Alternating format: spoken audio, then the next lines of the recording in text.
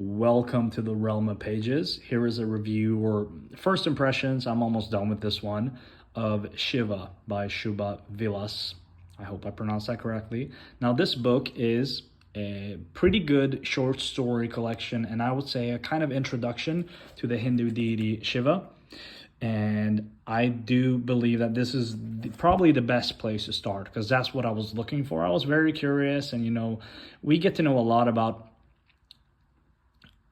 Western religions, Norse mythology, Greek mythology, but I don't feel like the impression we get from Hindu culture and Hindu deities is actually accurate.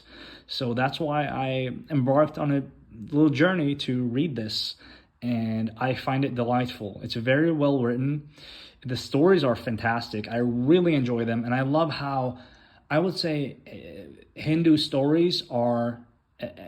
And I take it back. If I called it Hindu mythology, I take that back and apologize. Hindu stories about deities, Hindu deities.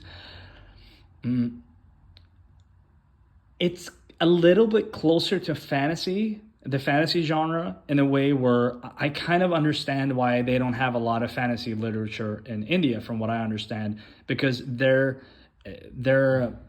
religious stories and the deities that they have, they're already so cool that they already fill that niche, which is very impressive. So at the same time, it's very spiritual, religious in many ways, but also you get really epic stories that are like on the very epic scale, and the stories themselves are very quick and concentrated, and that is so impressive. So there are so many things here that I really deeply appreciate, and it was totally unexpected to me. The only minus I would give this is that sometimes the language is a little bit, there are some English words that are more specifically used in India, and you just have to learn new words then. So that's actually a plus.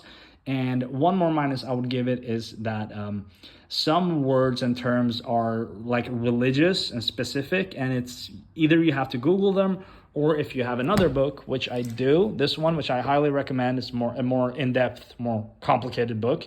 It has a glossary at the end of it with terms.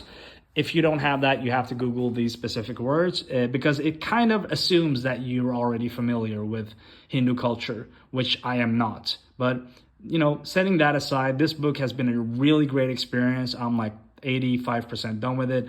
I'm looking forward to finishing it. It's 32 short stories, and I'm reading one each day. So highly recommend it. Didn't see any reviews for it on the internet, so here is one. I highly recommend this to anyone who's interested. A fantastic book, worth every single penny.